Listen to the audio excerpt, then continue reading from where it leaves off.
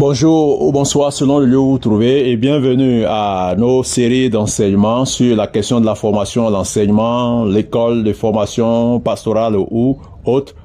Et aujourd'hui, nous avons le sous-thème: est-ce interdit ou autorisé d'avoir une école qui forme? Y a-t-il une interdiction ou une autorisation d'avoir une école qui forme? Alors, ce que nous pouvons dire déjà d'entrée de jeu, c'est que le concept d'école tel que nous le connaissons aujourd'hui n'est pas explicitement mentionné dans la parole de Dieu dans la Bible. Cependant, l'enseignement et la formation sont omniprésents dans les Saintes Écritures à travers divers modèles de transmission du savoir, notamment religieux, prophétique et apostolique. Voici un aperçu de la présence de l'école dans la Bible, de la Genèse à l'Apocalypse. Premièrement, éducation et formation dans l'Ancien Testament. En petit A, lorsque nous allons dans ce point, le petit A, qui est l'instruction familiale, la première école, quand on parle d'école. En Deutéronome 6, du verset 6 au verset 7, il est écrit ceci: ces commandements que je te donne aujourd'hui seront dans ton cœur. Tu les inculqueras à tes enfants et tu en parleras quand tu seras dans ta maison, quand tu iras en voyage, quand tu te coucheras et quand tu te lèveras. Donc ici, c'est école. C'est une école. Quand on lit ces textes, ces commandements que je te donne aujourd'hui seront dans ton cœur. Tu les inculqueras à tes enfants. Quand on parle d'inculquer quelque chose à ses enfants, c'est une transmission. On a déjà parlé de formation et d'enseignement. Et tu en parleras quand tu seras dans ta maison. Donc à la maison, tu communiques, tu transmets. Quand tu iras en voyage, tu dois communiquer. Quand tu te coucheras et quand tu te lèveras. La première école, selon la Bible, était la famille. Donc ceux qui sont contre l'idée d'école, déjà, étant dans une famille, vous êtes dans une école parce que vos parents sont appelés à vous éduquer, à vous former, à vous inculquer des valeurs. Donc, cette première école-là, selon la Bible, c'est la famille. Les parents devaient enseigner la loi de Dieu à leurs enfants. Lorsque nous lisons aussi en Proverbe, le chapitre 22, le verset 6, c'est un verset qui est utilisé pour faire des enseignements à l'endroit des enfants. Mais voici ce qui est écrit: instruire l'enfant selon la voie qu'il doit suivre.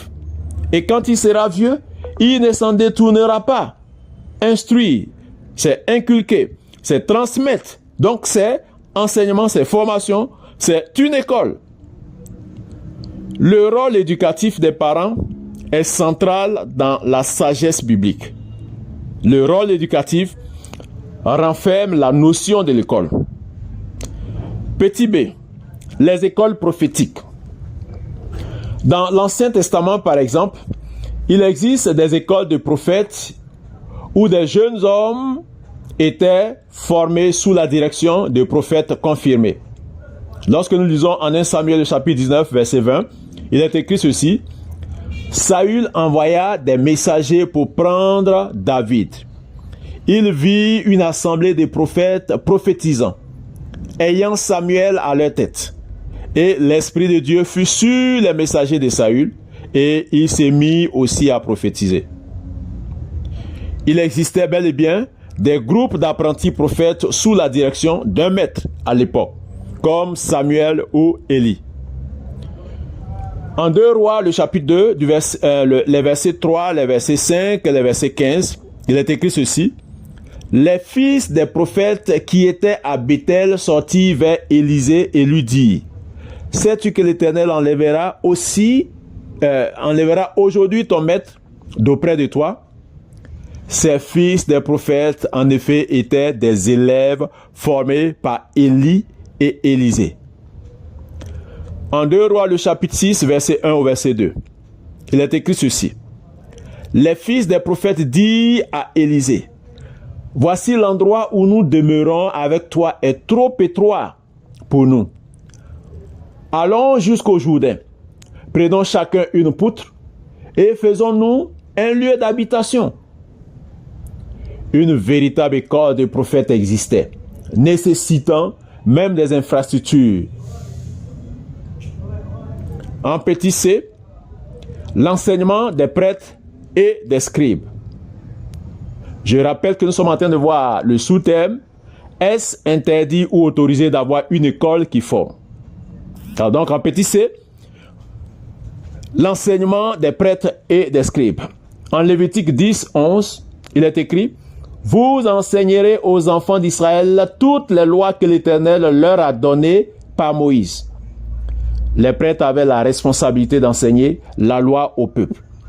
En 2 Chroniques, le chapitre 17, versets 7 à 9, il est écrit: Josaphat envoya les princes et les lévites pour enseigner dans les villes de Juda.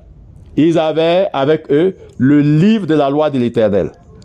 Le roi Josaphat lui-même organisa une école itinérante pour enseigner la parole de Dieu dans tout son royaume. Le roi lui-même, en Israël bien sûr, dans le peuple de Dieu, pas dans les peuples païens. En petit 2, l'éducation dans le Nouveau Testament. On a vu l'éducation et la formation dans l'Ancien Testament. Nous voyons maintenant l'éducation dans le Nouveau Testament. Petit a, Jésus et ses disciples. Une école itinérante.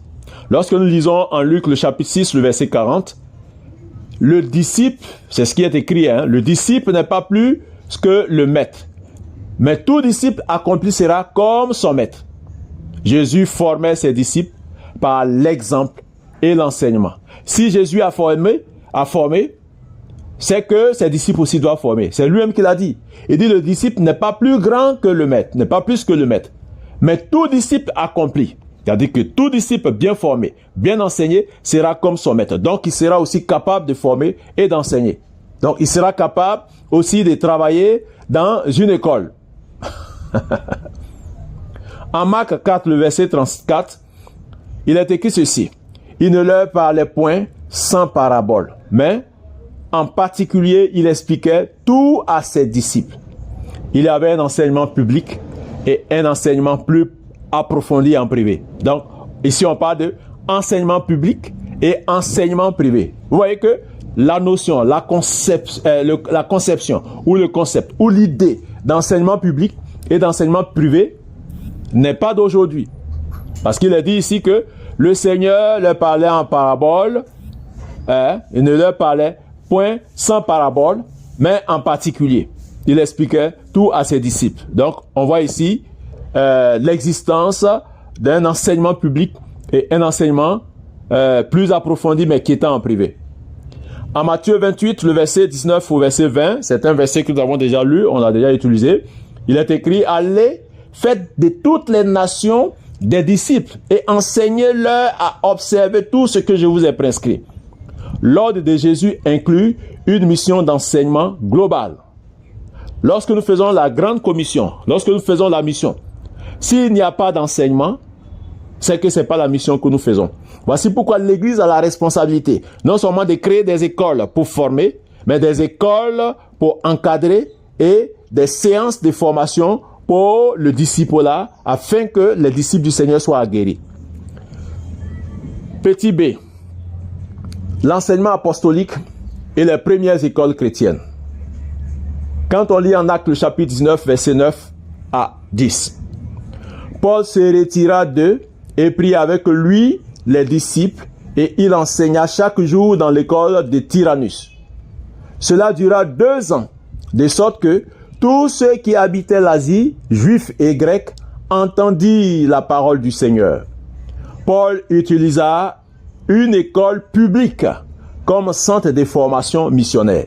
Il utilisa une école publique comme centre de formation missionnaire. Donc, il formait dans cette école.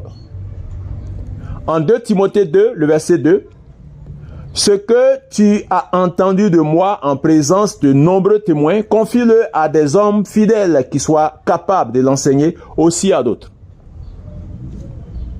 Paul ici ordonne un enseignement structuré et transmissible, une forme d'école spirituelle. Ceux qui disent que il faut éviter de raisonner ou de réfléchir comme si Dieu nous a donné une intelligence pour ne pas que cette intelligence nous soit serviable ou utile. Ici, on parle de quoi?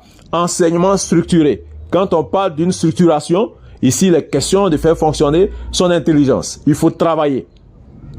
Donc, quand l'enseignement est structuré, on doit maintenant le communiquer. C'est une forme d'école spirituelle.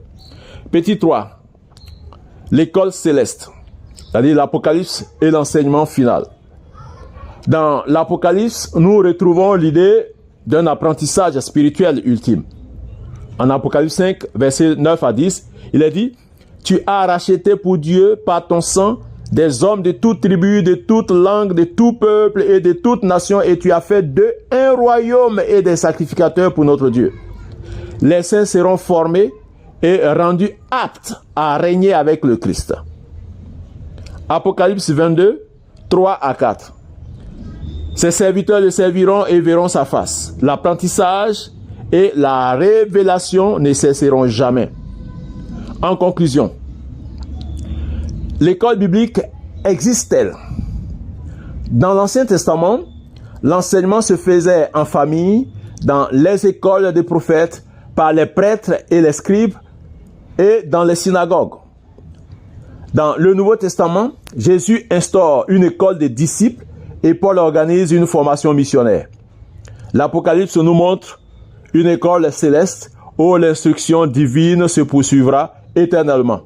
Toutefois, la Bible ne parle jamais de payer pour apprendre la parole de Dieu. L'enseignement spirituel est un don de Dieu, bien que ceux qui enseignent aient droit à un soutien, comme cela est dit en Galates 6, verset 6. En conclusion, l'école dans la Bible n'est pas une institution rigide comme aujourd'hui, mais une transmission vivante de la parole à travers des maîtres, des prophètes et des apôtres. Voici pourquoi il est écrit en hébreu: vous qui depuis longtemps devriez être des maîtres. Vous qui depuis longtemps devriez être des maîtres. Vous devez être des maîtres, avoir la maîtrise de la connaissance pour pouvoir dispenser cela. Mais le problème, parce que les gens refusent l'enseignement, les gens refusent la formation, beaucoup de chrétiens manquent de maîtrise de la connaissance, beaucoup de chrétiens sont ignorants et ils sont à un niveau élémentaire ou un niveau d'enfant. Que le Seigneur nous éclaire et à la prochaine pour la suite de nos séries d'enseignements. Que Dieu vous bénisse.